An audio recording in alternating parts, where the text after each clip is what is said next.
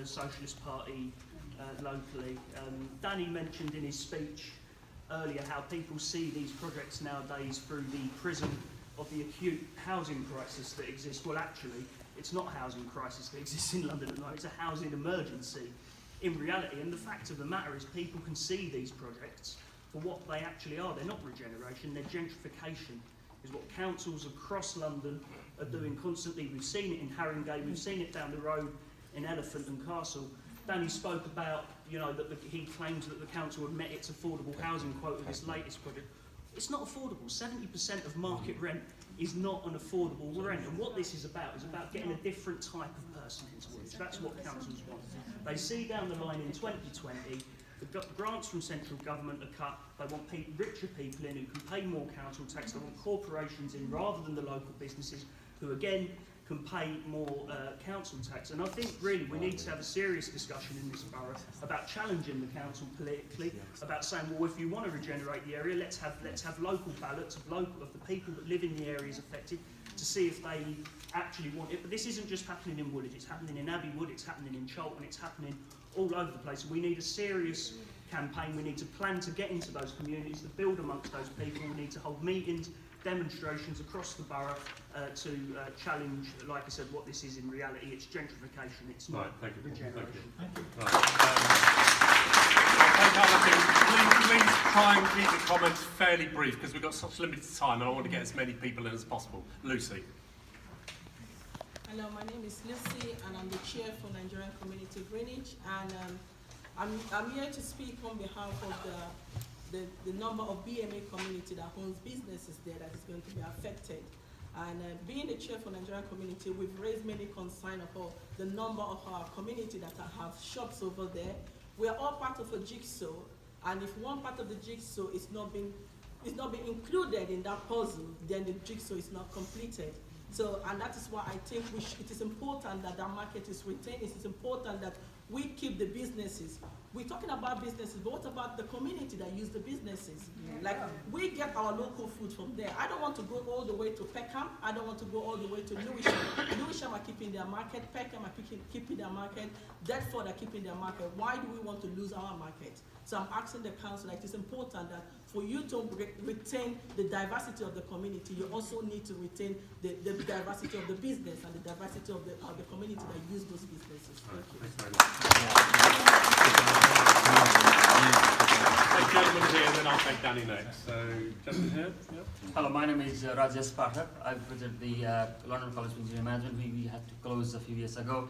My question to leader of council is, the developer comes in and the developer now trying to negotiate the prices, and we understand that the one thing is people have to leave and then lose their businesses and their houses there. Another thing is the compensation the developer offering is very, very low than the market price. Has the council been talking to developer and set any parameters, any basis for how the affected victims been compensated for the loss of their property, their businesses in this area? Right, thank you. I'll ask, actually, if I take these points, I'm going to ask Danny, who may want to come back on some of these things. We'll give Danny a chance at the end to respond to some of these points, but the other Danny at the back, not this Danny. Danny Hogan, I'm the branch secretary of Unite, and we have over 2,000 members and over 1,000 of them live in the borough. I think Peter's history lesson was fantastic, but the history is not just about buildings, it's about people, and I've lived and worked near Woolwich for 35 years. And my favourite newsagent in the world. We've watched our children grow up. But however, I think what the council owes to people is when the local phrase is when Woolwich was dying on its, I won't use the phrase, fill in the gap. These businesses were there, and I've had many a bacon sandwich and Mr. Hassan's bought many papers going into Continental supermarket when I get off the bus, and I've gone on the Nigerian supermarket at the end. That's what's given this town the vibrancies.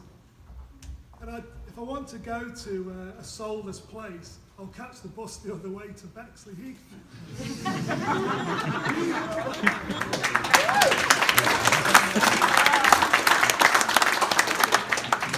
Danny, as the leader of the council, I wish you all the best in your endeavours. But if you want to make a mark and have a legacy, unlike Councillor Roberts, who's now working for a property developer, you protect these people. You owe it to them. You owe it to them. And I tell you, it reminds me of the phrase sadly used about the Tories. You've got careful if you get into the situation where you know the price of everything, the value of nothing. And I'll end on this. If you want a hideous building, someone saw me looking at that building the other day from up here and said, "What are you doing?" I said, "I just can't believe it. You've built such a hideous building next to such a beautiful town hall." When that building wasn't there, you could actually see the stained glass windows. And before that, you had a cinema. So hence, we're building a cinema in Elton.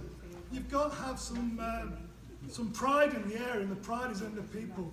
And it is what Paul says and what others says. This is an example of diversity. We don't have to go buy it and get an equality impact assessment. We know where it is, we live it, and we work here. And it'd be shame on you if you let those developers in, because they certainly know the price of everything, and they certainly know the value of nothing. Thank you.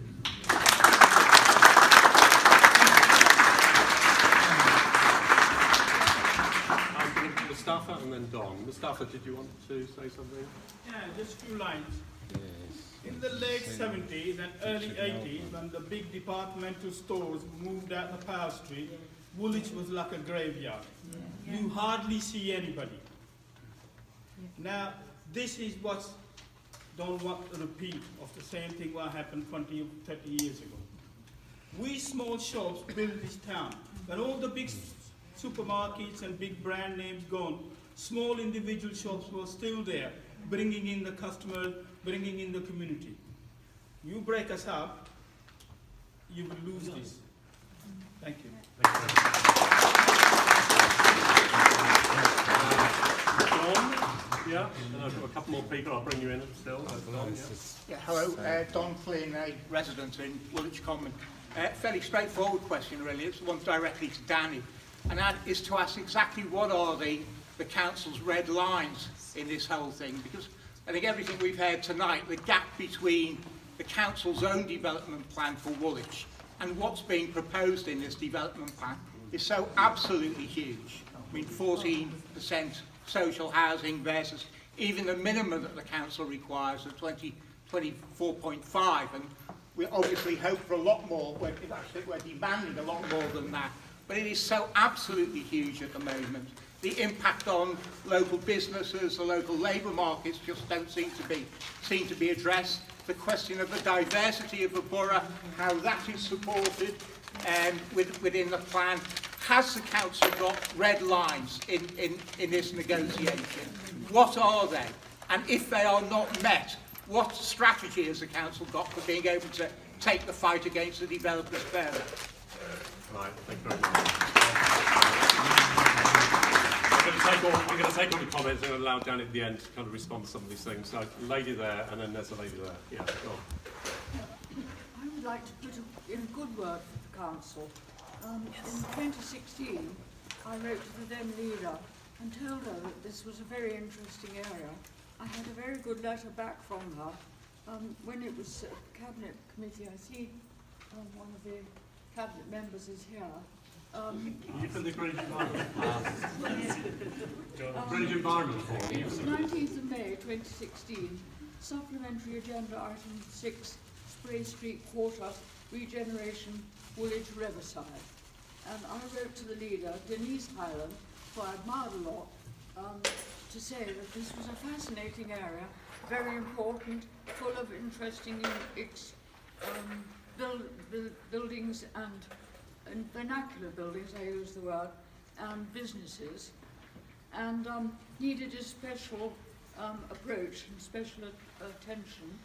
We were there to work on 2 areas for wildlife gardens, which we did over a period of 4 years, the Greenwich Environment Forum, to actually draw up the potential of areas of land which had been put down for housing but weren't yet being used for housing, but had a very interesting biodiversity.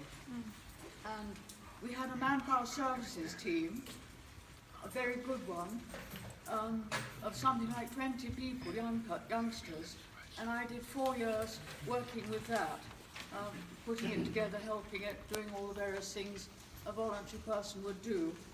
And so I wrote a very full letter, which I have a copy here. I was going to give to John, which I haven't yet. And I had a wonderful reply from her.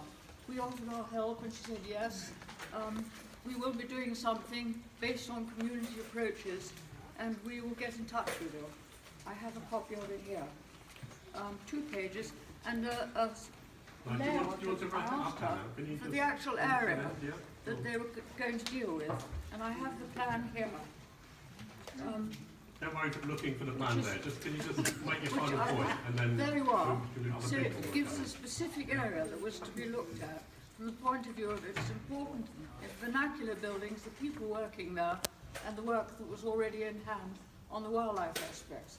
So one can't condemn the council out of hand.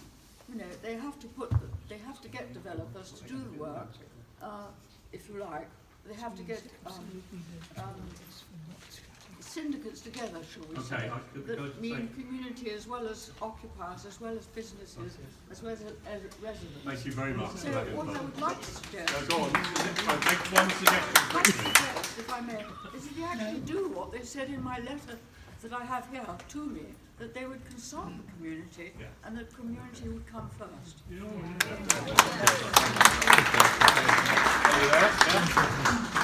And then I'm going to take one more point after this and then let Danny come back on a few things. Go on. Hi, I'm Christine, I'm a resident.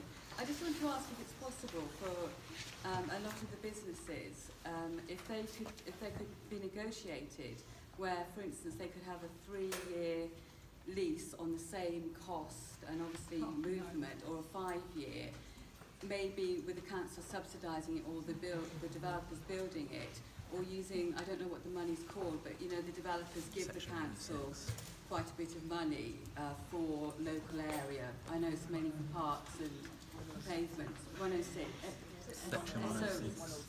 SO 106, or some of that could have been used towards keeping the businesses here, because you know, I do think that that's a very, very important point. One of the most important. I mean, heritage is important, but I think that's the top. Right, okay, we'll pick up on that in the response to section 106. Gentleman there, and then a final one from Ben over here, and then we're going to close it. So, yeah, gentleman there. Local resident. In the beginning there was an assumption that this type of city that Spray Street is in the moment is not in the position to regenerate itself. And I think that is a false economic assumption, because there are small-scale businesses on small plots with a small grain of city, and we have seen it all over London, that this kind of grain of city can regenerate itself, because once the property prices go up, you can remortgage and develop and extend on the roof, extend to the back. And so most of the properties along New Road and Plumstead Road are very well in the position to regenerate themselves and don't need a large-scale developer. The large-scale developer is only needed in the east southern part of the site, where there are very large warehouses that are dilapidated or empty plots.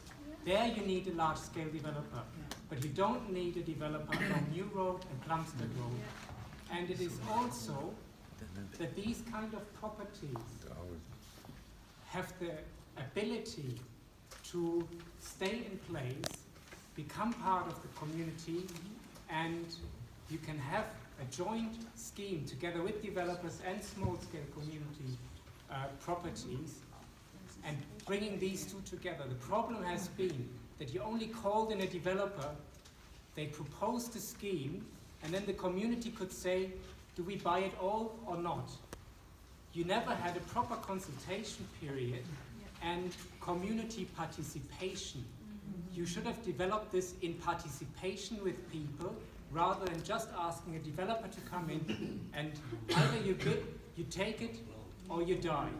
And in the moment, we see all these little community representatives here, and they feel completely left out because the scheme has not gone through a participatory design process.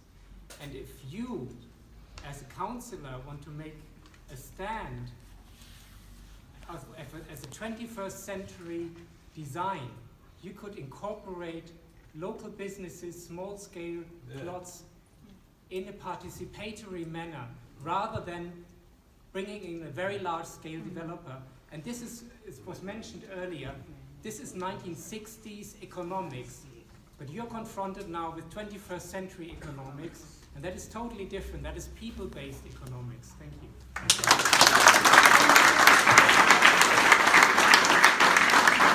Final comment. Thank you very much. I must talk to you afterwards.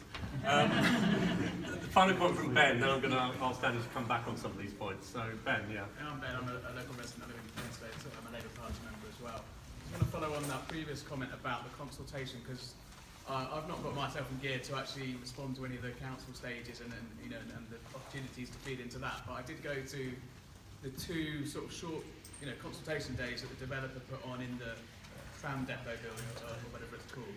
And I went along to the first one, and it was very interesting to see what they were proposing, and they asked for comments. And then they did another one about 18 months later, and the first thing you saw when you went in was these were all the main things that people came back to us on. And the first thing they said was the amount of social housing seemed to be something that lots of people had fed into them in after that first consultation. And then I said, so what changes have you made as a result of that? And they said they haven't made any. So I think that's the main concern, is that people are expressing the need for greater social housing. And I support all the comments about the current tenants, particularly on the public market and across the site. I think they do need to be found units that are in the centre of Woolwich. But I think on the social housing in particular, we do need to know what the red lines are. Clearly the 25% that Greenwich sets, I think, needs to be should be seen as a minimum. I think we want to be going much higher than that, because lots of people will be looking, might work in Canary Wharf. It'd be quite nice for them to come to Woolwich.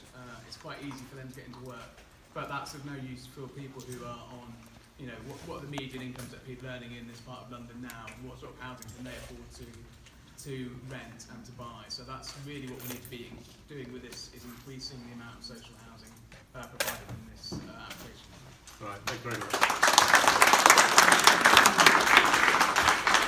I won't have picked up all the points, but I basically want to ask Dan if he can come back on some of these points. One was there was a specific question about what the council's kind of red lines are on these kind of developments. There was also a question about needing more community participation, so I'd be interested in the view about what the council does to ensure there is proper community participation, where that requires a sort of changed approach. There's an issue about sort of businesses and how businesses are going to be supported through this process as well. And final comment about, the lack of, good social housing in these developments. So I wonder if Danny could sort of try and address some of those at least. Yeah, I've written down some points, so I'll come back as well. So I guess to kind of start off on what Paul said, I think, around gentrification. In parts of London, we've seen some absolutely terrible examples of this, and I don't think that anyone should be under any illusion that this is not what the council wants, but actually market forces in some parts of in London are driving the kind of worst excesses of this, and actually I think there's lessons for all of us to learn there. And equally, it's a real balance, isn't it? Because when I went into the indoor covered market, what I found in there prior to Street Feast was a dead owl hanging from the ceiling, along with Pippa, my director, and about 6 people. And actually we've been criticised in one regard for allowing a temporary mean-mile space, but actually I think Street Feast is close to 30,000 visitors now, so this is, kind of the balance of the use of spaces within the city. Just to point out on the point about local ballots, well, we've just had one, which was a local election. Now clearly, people did speak, and people, kind of made their point. And in our manifesto, what we said very clearly was that if we were into estate redevelopment systems, we'd absolutely be having a ballot. But clearly this is, kind of slightly different from that. But I take the point about engagement and involvement, and that's something that we've been working hard with people to address. What have you been doing? Can I ask you on that then? Well, I'll come back to when I've just finished. Yeah. So I think, I guess the challenges of regeneration for us, is interesting, because the point about the carbuncle, we know that a carbuncle to some is, hundreds of jobs to other people, and clearly there are benefits, from within those schemes, even though people may not like the design. And that's just part of the challenges, I'm afraid, that we have around managing space within the city. Lucy, I think, picked up a really vital point about the market, and actually what we've been trying to do, certainly in the outdoor market down on the square, is to diversify it a bit and get more uses there, because I think that we do recognise that that could be a better space. And I think one of the things which we're really keen to do is work with people how we promote people shopping locally, because be under no illusion that with the kind of invent of online shopping, you know, that's causing a huge pressure on a lot of our high streets, and particularly, you know, if we don't have people investing their money locally, then the trade is simply not going to be there. Danny, I'm not going to comment on Bexley Heath. I'll leave that to your judgment, I suppose. But, you know, we take the point about, you know, kind of, you know, soulless spaces. And I think, you know, that's an important point, that whenever you're doing regeneration, you don't want it just to feel like nowhere, you know. And I think that we've all been in places around London where you could say that that's the case. Mustafa, I think your point on small independent shops is a really, really good one. And clearly, you know, Woolwich has been through ups and downs. And there are people who've been here a lot longer than other people have, and we recognise, you know, kind of what has happened there. The point about red lines that Don has raised, I think, I mean, in the end, it will be the planning board that assess this application. Clearly, when the development was signed, expectations were in there around the levels of affordable housing and, you know, the position in relation to jobs. But it's our planning policy and process that will eventually determine I guess what's happened. Not just that, I mean, we don't obviously want to leave it till the meeting, because as you can see, there's work going on at the moment to address concerns that people have. So to try and move those forward before, you know, a very kind of cut and dry meeting, I think is really important. And, you know, those red lines will be judged against the plans that the council have set out. The planning process is, you know, a separate quasi-judicial process from us as the executive. People will be aware that kind of responding to community concerns, I made sure that every single cabinet member was taken off of the planning board, and, you know, I think people have recognised that there's been a change, to pick up on what John said about what we've been doing in relation to our approaches to development. Anna, I think, picking up on the point of community consultation that you raised, what we have been doing is getting out and about and engaging and talking to people.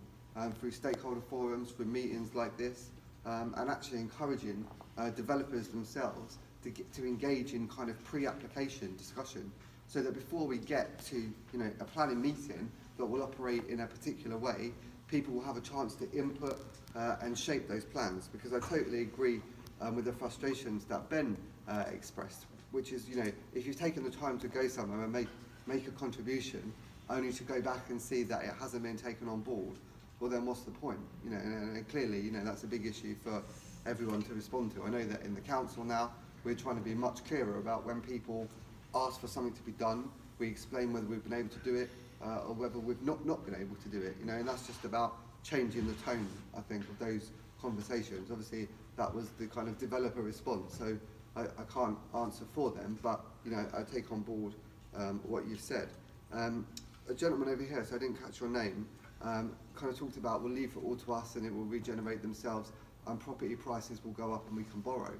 And to be honest, that's half the problem in Woolwich at the moment, I think, is that because of Crossrail, property prices are increasing so significantly that in relation to the access, particularly to the housing market, you know, that's really, really difficult. So although that may work for you, that necessarily wouldn't work for everyone.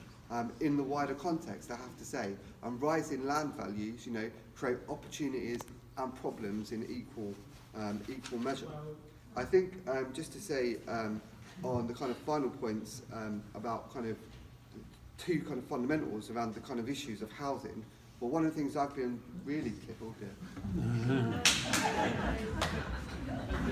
one of the things I've been really clear about as leader is there's two things that we need to do in tandem. The first is to review our core strategy, which is our planning policies, and we will do that. And that's where the kind of 35% figure comes from. And I think that will be a community conversation that we will have.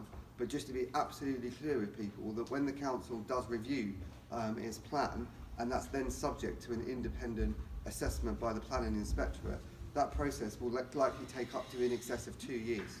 You know, these are processes that are laid out in law. They are not things that I can change overnight. But one of the things that I'm really working hard on is how we can build more housing ourselves. And now people will be aware that, you know, we do have significant issues and challenges about how council housing is funded. But until the public sector itself can get into the business of building homes again, we're never going to be able to avoid these tensions. Because at least with public sector organisations, they're driven by serving the interests of the people, and fundamentally developers, whether they're good ones or bad ones, are all driven by profit in the end. So we do have to crack that nut. Thank you.